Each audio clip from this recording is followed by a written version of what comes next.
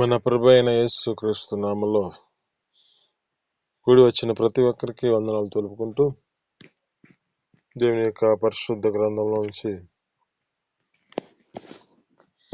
సంఖ్యాకాండం 25వ అధ్యాయము 15వ వచనం మనం చదువుకుందామండి.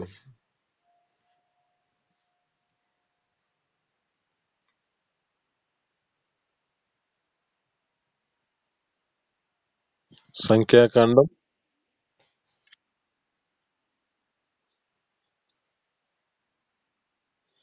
25వ అధ్యాయం 15వ వచనం.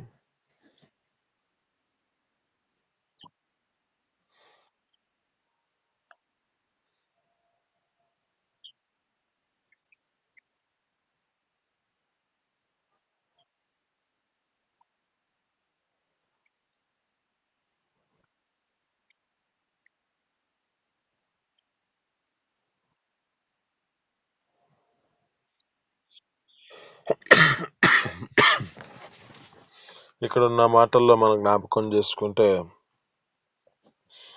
ఇక్కడ ఒక వ్యక్తి కనబడుతుంది. ఈమె పేరు కొజిబా. ఈమె యొక్క స్థితిని బట్టి జ్ఞాపకం చేస్తే ఈమె ఇశ్రాయేలు ప్రజలని ఒక పాపంలోనికి తీసుకురావాలని ఆలోచన చేత నడిపించబడిన వ్యక్తి ఈ యొక్క వ్యక్తి. ఈమె యొక్క స్థితి ఎలాంటిది అంటే, ఈమె యొక్క జీవితం ఎలాంటిది అంటే, ఈమె యొక్క మిద్యాన దేశపు రాజకుమారి, ఒక ప్రధాని కుమార్తె. ఈమె ఇక్కడ జ్ఞాపకం చేసుకుంటే ఇశ్రాయేలు ప్రజలని ఏ విధము చేతనైనా వ్యభిచారంలోనికి అంటే ఇంకను విగ్రహారాధనలోనికి తీసుకురావాలని ఆలోచన చేత నడిపించబడిన ఈ యొక్క వ్యక్తి కొజిబా. ఈ కొజిబాని జ్ఞాపకం చేసుకుంటే ఈమె యొక్క స్థితి, ఈమె పేరుకు ఈమె యొక్క ప్రవర్తన ఎలాంటిది అంటే ఒక మోసకరమైన జీవితం. ఒక మోసకరమైన జీవితం నడిపించబడుతున్న వ్యక్తి ఈమె కొజిబా. ఈమె వలన ఇశ్రాయేలు ప్రజలలోకి ఏ విధము చేతన ఎలాంటిది అంటే వీరి ఉన్న స్థితిని బట్టి వీరికి ఒక నాశనకరమైన పరిస్థితిని తీసుకురావాల్సిన ఆలోచన చేత నడిపించబడిన వ్యక్తి. అయితే ఈ యొక్క పరిస్థితిని జ్ఞాపకం చేసుకుంటే ఏ విధము చేతనైనా దేవుడు ఒక ప్రణాళిక కలిగి ఉంటాడు. ఇక్కడ వీరు చేసిన పొరపాటు ఎలాంటిది అంటే ఈమె యొక్క వ్యక్తితో లోక సంబంధమైన పాప ఆలోచనల చేత నడిపించబడుతున్న స్థితిలో ఆడ ఒక దేవుని యొక్క సన్నిధిలో భయభక్తులతో నడిపించబడుతున్న ఒక వ్యక్తి ఉన్నాడు. ఆ వ్యక్తి పేరే ఫినెహాస్. ఈ ఫినెహాస్ అక్కడున్న స్థితిని బట్టి, ఆడున్న పరిస్థితిని బట్టి ఇశ్రాయేలు ప్రజలలోకి ఎలాంటి పాపము వెలుబడి చేయకూడదు. ఇశ్రాయేలు యొక్క ప్రజలలో ఎలాంటి అవిధేయతలు కనపడకూడదు.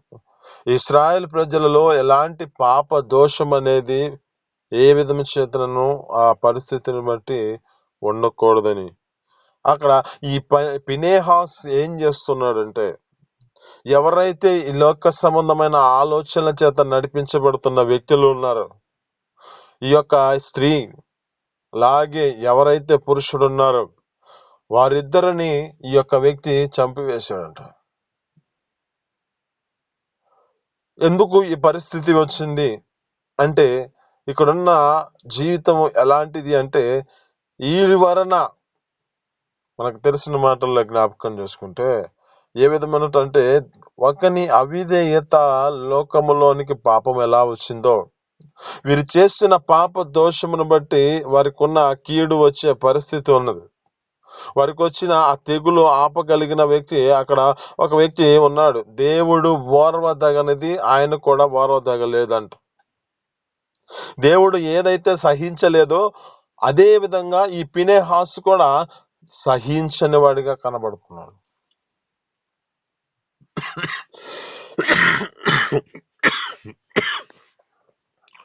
అంటే ఈ ఫినెహాస్ దేవుని యొక్క మనస్సును కలిగిన వ్యక్తిగా కనపడుతున్నాడు. ఈ ఫినెహాస్ యొక్క స్వభావం ఎలాంటి వాడంటే, ఈ యొక్క వ్యక్తి ఎవరి యొక్క కుమారుడిగా ఉన్నాడంటే, ఇతడు ఒక యాజకుడైన ఎలియాజరు యొక్క కుమారుడైన ఫినెహాస్. ఇతడు ఒక రోషము కలిగి వారున్న ప్రదేశంలో వారిద్దరిని ఎలా చంపాడంటే, ఒక ఈట తీసుకొని పొడిచి చంపేశాడు. అప్పుడు ఇక్కడ ఇశ్రాయేలుల మీద ఉన్న తెగులు ఆగిపోయిందంట. ఒకసారి మనం చదువుకుందాం. సంఖ్యాకాండం 25వ అధ్యాయంలో 7, 8 వచనాలు మనం చదువుకుందామండి. త్వరగా చదవండి ఉన్నవాళ్ళు.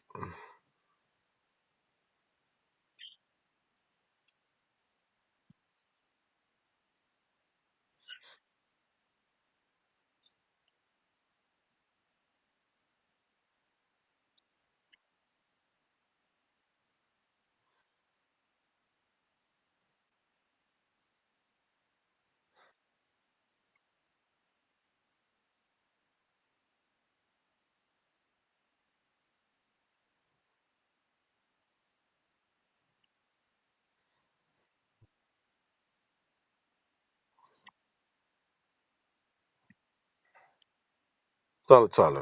ఇక్కడ ఉన్న మాటల్లో మనం చాలా జాగ్రత్తగా గమనిస్తే, ఇక్కడ ఒక చేసిన పాపాన్ని పరిహరించుటకు, ఆ పాపాన్ని ఏ విధము చేతన అక్కడున్న ఈ పాపం వలన అక్కడ కీడు వ్యాపించిందంట. ఆ ఉన్న తెగులు వ్యాపించిందంట.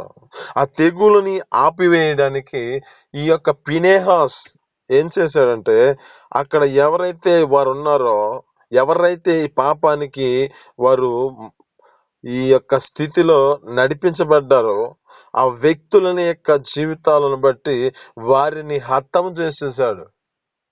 ఎప్పుడైతే వీరిని హతం చేశాడో, ఈటతో పొడిచి చంపేశాడో, అప్పుడు అక్కడ ఉన్న ఇశ్రాయేలు ప్రజల మీద ఉన్న తెగులు ఆగిపోయింది అంట. ఆమేన్, హల్లెలూయా. ఈ దినమున మనతో మాట్లాడుతున్న మాటలను బట్టి మన యొక్క జీవితాలలో ఎలా నడిపించబడాలంటే, ఒక ఫినెహాస్ లా మన జీవితాలు నడిపించబడాలి. ఈ ఫినెహాస్ తన జీవితంలో జ్ఞాపకం చేసుకుంటే, దేవుడు ఓర్వదగని దానిని, దేవుడు ఏదైతే ఓర్చుకోలేనిది ఉన్నదో అదే జీవితాన్ని దేవుని యొక్క మనస్సును కలిగిన వాడిగా ఉన్నాడు ఈ యొక్క ఫినెహాస్. ఒక లేఖనాలు బట్టి మనం తెలుసుకుంటే ఒక మాట ఉంది కదా, ఫిలిప్పీయులకు రాసిన పత్రిక 2వ అధ్యాయం 5వ వచనం. మీరు చదవద్దులేండి కానీ నేను చెబుతానండి. ఇక్కడ ఉన్న మాట, క్రీస్తు యేసునకు కలిగిన మనస్సును మీరును కలిగి ఉండండి. ఇక్కడ ఈ కొజిబా అనే ఈ వ్యక్తి ఏ విధము చేతనను ఇశ్రాయేలు ప్రజలందరినీ నాశనం చేయాలని ఆలోచన పన్నాగం కట్టిన వ్యక్తి.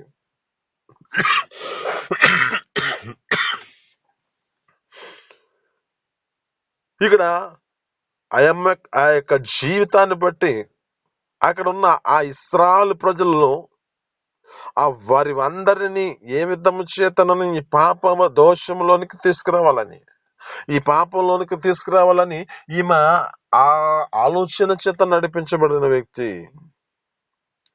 కానీ ఇక్కడ దేవుని యొక్క ప్రణాళికలో, దేవుని యొక్క ఉద్దేశాలను నెరవేర్చడానికై ఒక ఫినెహాస్ అనే వ్యక్తి ఏర్పరచబడ్డాడు. దేవుడు ఏ పాపమునో, దేవుడు ఏ దోషమును భరించలేదో, ఏదైతే దానిని పరిస్థితిని బట్టి, అక్కడున్న స్థితిని బట్టి, ఏ విధము చేతనను పాపానికి వచ్చేది ఒక స్థితిని బట్టి, ఒక దినాన్ని వచ్చేది, దానికి జీతము మరణమే. అది ఏమాత్రం ఉపేక్షించదు. ఏ పాపానికి ఏదో ఒక పరిస్థితిని బట్టి, ఏదో ఒక విధము చేతనను తన జీవితంలో ఏ స్థితిని కలగజేస్తుందంటే అది కీడుకు మూలం తీసుకెళ్తుంది. అది ఏ విధము చేతనను ఏదో ఒక పరిస్థితిలో నీకు మరణానికి తీసుకొచ్చే పరిస్థితి ఉంటది. ఎవరి యొక్క జీవితాలలో ఏ అవిధేయతను బట్టి, వారి యొక్క స్థితిని బట్టి, వారి జీవితంలో ఏలుబడి చేస్తున్న పాపమును బట్టి, వారు ఒక్కొక్క పరిస్థితిని బట్టి దేనికి గురవుతున్నారంటే, వారికున్న పరిస్థితులు జ్ఞాపకం చేసుకుంటే, వారి యొక్క జీవితాలలో వస్తున్న రోగాలను బట్టి, వస్తున్న శ్రమలను బట్టి, వస్తున్న ఈ యొక్క వేదనకరమైన పరిస్థితుల్లోనికి ఎందుకు వెళ్తున్నారంటే, వీరు చేసిన పాపము వీరి మీద దాది వారి మీద భరించడానికి, వారు చేసిన దోషము, వారి పాపమంతా వారిని ఒక ఈ యొక్క నరకానికి తీసుకెళ్లే పరిస్థితి, ఒక నిత్య మరణానికి తీసుకెళ్లే పరిస్థితి కలుగుతుంది.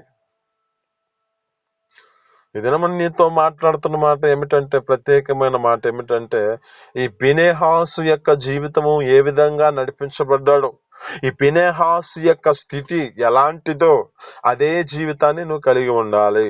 ఆమేన్, హల్లెలూయా. ఈ ఫినెహాసు వలె మన జీవితంలో దేవుని యొక్క ప్రణాళికలు, ఆ దేవుని యొక్క ఉద్దేశాలను నెరవేర్చడానికే మనము నిలిచి ఉండాలి.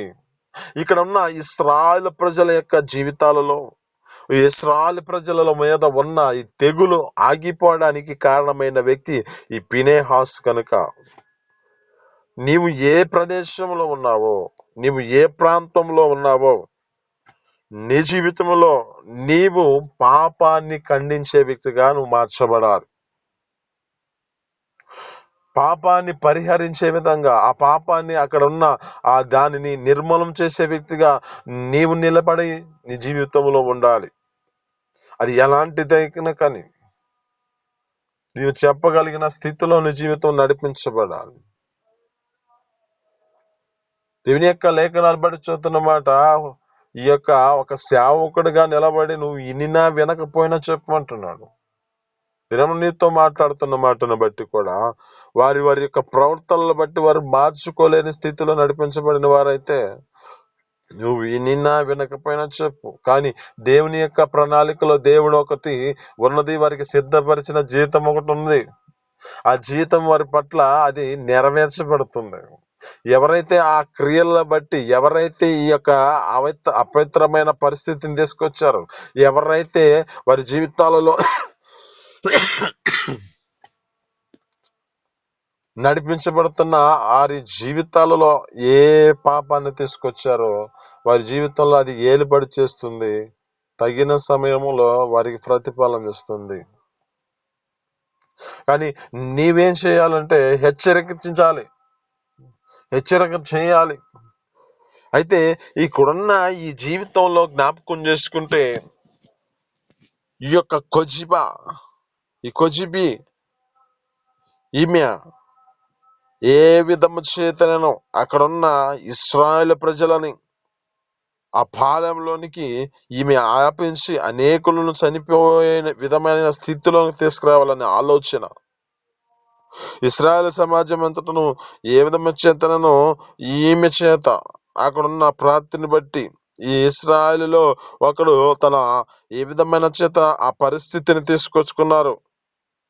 కానీ దేవుని యొక్క ఉద్దేశం ఏమిటంటే, వారి పట్ల వారిని రక్షించాలి, వారిని కాపాడాలి, వారి జీవితాలలో వారిని ఒక స్థితిని బట్టి నిలబెట్టుకోవాలి అని ఆలోచన ఉన్నది. కనుకనే దేవుడు అక్కడున్న ఒక వ్యక్తిని లేపాడు. ఆ వ్యక్తి ఈ యొక్క ఫినెహాసు. అయితే ఈ విధంగా మనకు జ్ఞాపకం చేసుకుంటే, ఇక్కడ లేఖనాలు బట్టి చదువుతున్న మాటలు మనకు జ్ఞాపకం చేసుకుంటున్న మాట, ఇక్కడ రోమీయులకు రాసిన పత్రిక 5వ అధ్యాయం 19వ వచనం అంటున్నమాట, ఒక్కని అవిధేయత మనిషిలోనికి పాపాన్ని తీసుకొస్తుంది. ఒక్కని అవిధేయత వారి జీవితాలలో చేసిన దోషము మనిషి మీద పాపము ఏలుబడి చేసే పరిస్థితి తీసుకొస్తుంది. ఈ అవిధేయతే మనిషిని అక్కడ ఉన్న పరిస్థితిని బట్టి, ఒక్కడు చేసిన ఆ దోషమును బట్టి అనేక మందికి ఆ పేరు వచ్చిన పరిస్థితి కలిగింది కదా. అలాగే ఒక విధేయతను చూపించిన వాడే ఒకడు దేవుని యొక్క ఆ సన్నిధిలో, దేవుని యొక్క మార్గంలో నిలిచి ఉండి, దేవునికి విరోధముగా ఏది ఉండకూడదని ఆ వ్యక్తి నిర్మూలన చేసిన దాన్ని బట్టి, ఒకరు చూపించిన ఆ విధేయతను బట్టి, ఆ దేవుని యొక్క సన్నిధిలో, ఆ దేవుని యొక్క మార్గంలో నిలిచి ఉన్నాడు కనుకునే అక్కడున్న స్థితిని బట్టి అనేకులను నీతిమంతులుగా చేయబడినట్లుగా, అనేకులను రక్షించడానికి కారణమైందే. నీతో మాట్లాడుతున్న మాట, అవిధేయతలోనూ ఉన్నావేమో, అనేకులను లోక సంబంధమైన వాటిలో తీసుకెళ్లే పరిస్థితి ఉందో. లేక నీ జీవితంలో ఒక ఫినెహాసు వలె నీవు నిలిచి ఉండి దేవుని యొక్క మాటలను అంగీకరిస్తూ నీ జీవితంలో నడిపించబడుతున్నావో, ఆ దేవుని యొక్క సన్నిధిలో నిలబడి నీ జీవితం బట్టి అనేకులకు నువ్వు ఒక నీతిలో అనుసరించేవారిగా ఆ ఇశ్రాయేలు ప్రజలను రక్షించడానికి కారణమైన ఫినెహాసు వలె నీ జీవితం ఉన్నదో నువ్వు ఒకసారి నేను జ్ఞాపకం చేసుకో. దేవుని యొక్క ప్రణాళికలో, దేవుని యొక్క చిత్తంలో మనం దేవుని ఎదుట ఒక దినాన నిలబడాలి. ఇప్పుడు నిలబడినప్పుడు నీ స్థితిని బట్టి నీ యొక్క సహోదరుని యొక్క లెక్క అడుగుతాడంట. లేఖనాలు బట్టి చదువుతున్న మాటల్లో జ్ఞాపకం చేసుకుంటే ఏమంటది అంటే, ఆయన ప్రతి మనిషిని గురించి విచారం చేస్తాడంట. ప్రతి నరుని గురించి నరుణ్ణి తన సహోదరుని అడుగుతాడంట. ఆ తీర్పు దినమున నీ యొక్క జీవితంలో నీవున్న ప్రదేశంలో నువ్వు రక్షించలేని పరిస్థితి ఉంటే నీకొక దినాన నీ పరిస్థితి, ఆ తీర్పులో నువ్వు ఏ విధమైన పరిస్థితిలో ఉంటావంటే నువ్వు అక్కడ దోషిగా నిలబడవలసిన పరిస్థితి వస్తుంది. నీకు తెలిసిన వాటిని నువ్వు ప్రకటన చేయలేకపోయావు, నీకు తెలిసిన దానిని నువ్వు నిర్మూలన చేయలేకపోయావు. నీవు అక్కడ ఉన్న దోషాన్ని పరిహరించడానికే, అక్కడున్న ఆ దోషాన్ని నిర్మూలన చేసి అక్కడున్న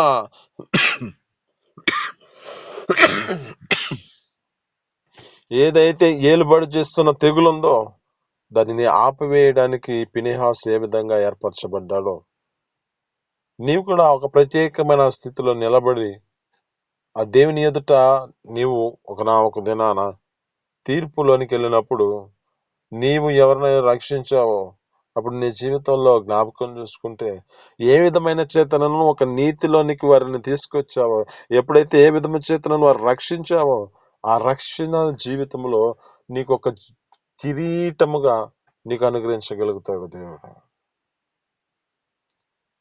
మన జీవితాలలో ఈ యొక్క కిరీటమైన మన జీవితాలలో ఈ కిరీటముగా మన జీవితాల్లో ఉండాలంటే మనం ఏం చేయాలంటే ఒక నీతిలోనికి తీసుకొచ్చే విధంగా, ఆ యొక్క రక్షణలోనికి తీసుకొచ్చే విధంగా మనం మార్చబడాలి. ఆ ఫినెహాసు వలె మన జీవితంలో నిలబడి మనమున్న ప్రదేశంలో లోక సంబంధమైన పాపం అనేది జరగనీయకుండా, ఈ లోక సంబంధమైన ఆ ఇశ్రాయేలు ప్రజలలోనికి వచ్చిన దానిని తీసుకురాకుండా, దానిని ఆపివేయనట్లుగా, అది ఉండకుండా, ఏలిబడి చేయకుండా దాన్ని నిర్మూలన చేయ విధముగా మనము నీతిలో నిలిచి అనేకులలో నీతిలో నడిపించేవారుగా మార్చబడాలి. మార్చబడితే ఏం ప్రతిఫలం ఉంది అంటే దానియేలు గ్రంథం 12వ అధ్యాయము 3వ వచనం మనం చదువుకుందాం. త్వరగా చదవండి.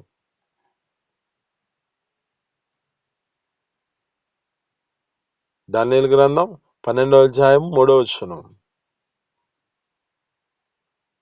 చదవండి త్వరగా.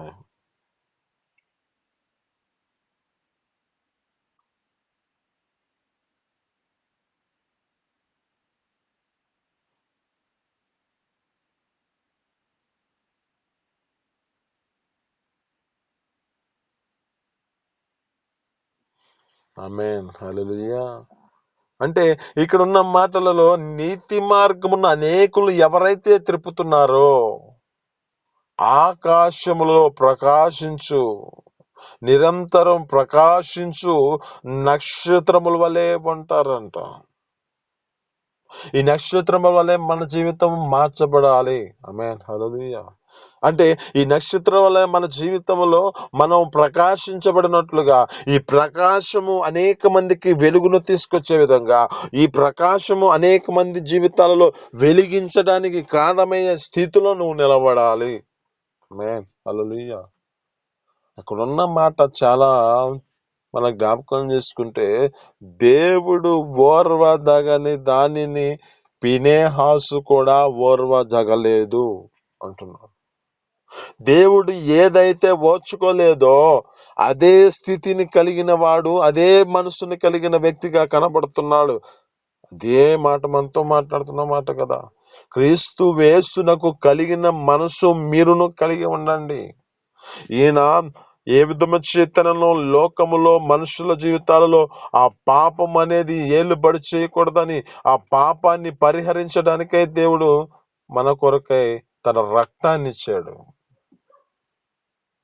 దేవుడు ఈ పాపం అనేది ఏలుబడి చేయకూడదని తన యొక్క ప్రాణాన్ని పెట్టిన దేవుడు, ఏ విధమైన చేతన ఈ పాపం అనేది ఉండకూడదని, ఈ పాపమును ఏ విధమైన చేతన ఈ ఏలుబడి చేయకూడదని దేవుని యొక్క ప్రణాళిక కదా, దేవుని యొక్క ఉద్దేశము కదా. నీతి మార్గములు అనేకులను ఎవరైతే తిప్పుతున్నారో వారు నిరంతరం ప్రకాశించు నక్షత్రాల వలె ప్రకాశించు నక్షత్రములలేవో ఉంటారంటున్నాడు. మరి ఈ దినమున నీవు ఒక ప్రకాశవంతమైన నక్షత్రం వలె నీవు మార్చబడదువు గాక. ఆమేన్. ఈ మాటలు మీ వినికుడిలో దీవించి ఫలించును గాక. చిన్ని ప్రార్థన చేసుకుందాం. పరిశుద్ధుల జీవాధిపతి, ఆశ్చర్యకర మహోన్నతుడా, నీకు స్తోత్రాలు తండ్రి. మీ అపారమైన ప్రేమ చేత మా తన తండ్రి ఈ దినమున మాతో మాట్లాడిన మాటను బట్టి నీ స్తోత్రాలు తండ్రి. నా తండ్రి నీ స్తోత్రాలు తండ్రి. ఒక వ్యక్తిని మాకు గుర్తు చేశారు, కొజ్జిబా అనే వ్యక్తిని. అయ్యా నా తండ్రి, ఈమె మిథ్యానపు దేశపు నా తండ్రి రాజకుమారి, ఒక ప్రధాని కుమార్తెను అయ్యా నా తండ్రి మాకు గుర్తు చేసిందని బట్టి నీ స్తోత్రాలు తండ్రి. ఈమె ఇశ్రాయేలు ప్రజలను ఏ విధము చేతనో ఈ విచారం అనే విగ్రహారాధనలోనికి లాగడానికి ఈ యొక్క వ్యక్తి అయ్యా నా తండ్రి పన్నాగం పెట్టిన పరిస్థితి కనబడుతుంది. అక్కడ మిద్యానులు ఏ విధమైన చేతనను ఇశ్రాయేలు ప్రజలలో ఏ మాత్రము వారిని నీతిలో నడిపించకుండా ఆ నీతిని మార్గం నుంచి పాపములోనికి నడిపించాలని ఆలోచన చేత నడిపించబడిన పరిస్థితి అయ్యా. కానీ నా తండ్రి, మీ ప్రణాళికలో ఒక ఫినెహాసు అనే వ్యక్తిని మీరు ఎన్నుకున్నారు తండ్రి. అయ్యా నా తండ్రి, మీరు ఏదైతే ఎవరోదగని స్థితిలో ఉన్నారో అదే స్థితిని, అదే మనసును కలిగిన వ్యక్తిగా కనబడుతున్నాడు. అటు కృపను మాకు కూడా అనుగ్రహించండి. ఫినెహాసు వల్ల మా జీవితాల్లో కూడా ఉన్న ప్రదేశములు ఎలాంటి తెగులు, ఉన్న ప్రదేశంలో ఎలాంటి నాశనకరమైన పరిస్థితులు ఉన్నాయో వాటిని ఆపే విధంగా మేము కూడా మార్చబడే కృపను మాకు దయచేసి మీ సన్నిధిలో సహాయం చేయమని యేసు పరిశుద్ధ నామములో అడిగి పొందుకొని జీవిస్తున్నాం తండ్రి. ఆమేన్.